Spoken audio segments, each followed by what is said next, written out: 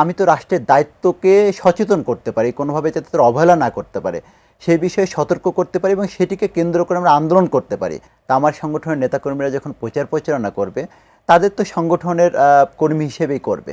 হল রাজনীতি আদতে কি আসলে বন্ধ করা সম্ভব? মানে সেটা মানে কিভাবে সম্ভব আপনার কাছে? আসলে আমার কাছে যেটা মনে হয় যে ঢাকা বিশ্ববিদ্যালয়ের প্রেক্ষাপটে যদি বলি, যে বিশ্ববিদ্যালয়টি বাংলাদেশের সকল গণতান্ত্রিক আন্দোলনের সূতিকাগার আমরা বলতে পারি, সেই বিশ্ববিদ্যালয়ের প্রথম আন্দোলনগুলো সংগঠিত হয় কিন্তু হলের শিক্ষার্থীদের মাধ্যমে। এবং আমি যদি বলি যে ঢাকা বিশ্ববিদ্যালয় যে কারণে তার ইতিহাসে প্রচণ্ড রকমভাবে সমৃদ্ধ, সেটি হচ্ছে হলের কারণে। এবং হলগুলোতে আমাদের সামাজিকীকরণের যে প্রক্রিয়াটা, সেটি কিন্তু হলগুলোর মাধ্যমে সবথেকে বেশি হয়। কারণ এখানে বিভিন্ন প্রান্ত থেকে ঢাকা বিশ্ববিদ্যালয়ের শিক্ষার্থীদের আগমন ঘটে এবং একে অপরের যে সাংস্কৃতিক আদান প্রদান, তার মাধ্যমেই কিন্তু হলগুলোতে একটা বিশ্ববিদ্যালয়ের শিক্ষার্থীদের সামাজিকীকরণ ঘটে।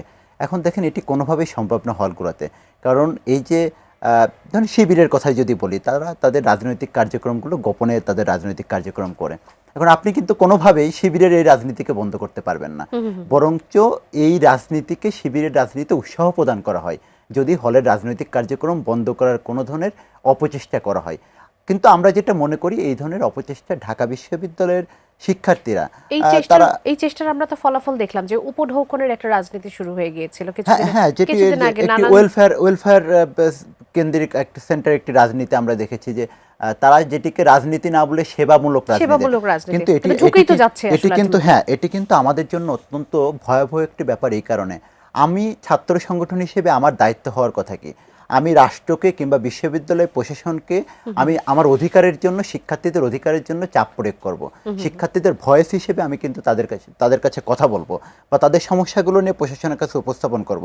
কিন্তু আমি নিজেই যখন সমস্যার সমাধান করার চেষ্টা করব, প্রথমত আমার এই সমস্যার সমাধান করার মতো আমার আর্থিক উৎসটা কোথায়? আমি তো নিজে এটা করতে পারি না, এটার দায়িত্ব হচ্ছে রাষ্ট্রের।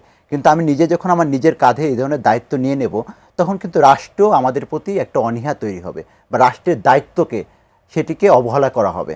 তা আমি তো রাষ্ট্রের দায়িত্বকে সচেতন করতে পারি, কোনোভাবে যাতে তারা অবহেলা না করতে পারে সেই বিষয়ে সতর্ক করতে পারি এবং সেটিকে কেন্দ্র করে আমরা আন্দোলন করতে পারি। কিন্তু কোনোভাবে আমি নিজে সেটি সমাধান করতে পারি না। এই ধরনের রাজনীতি শিক্ষার্থীদের যে বিশ্ববিদ্যালয় কেন্দ্রিক যে চিন্তা বা চেতনা, সেটির জন্য সাংঘর্ষিক এবং মুক্ত মত চিন্তার ক্ষেত্রে আমি মনে করি এটি একটি ব্যারিয়ার তৈরি করে। নির্বাচনী কার্যক্রমই বা সেখানে আসলে কিভাবে আসলে পরিচালনা করা হবে সেটিও তো আর আমরা কিন্তু বিশ্ববিদ্যালয় প্রশাসনের কাছে সুস্পষ্টভাবে বিষয়টি জানতে চেয়েছি যে আপনারা তাহলে হল সংসদ নির্বাচন কোন প্রক্রিয়ায় করবে। আমার সংগঠনের কর্মীরা তো হলে প্রচার প্রচারণা করবে। তা আমার সংগঠনের নেতাকর্মীরা যখন প্রচার প্রচারণা করবে, তাদের তো সংগঠনের কর্মী হিসেবেই করবে। সেক্ষেত্রে হলে তাদের রাজনৈতিক কার্যক্রম বা প্রচার প্রচারণা কেমন হতে পারে আপনারা সুস্পষ্টভাবে সেটা ব্যাখ্যা দেন।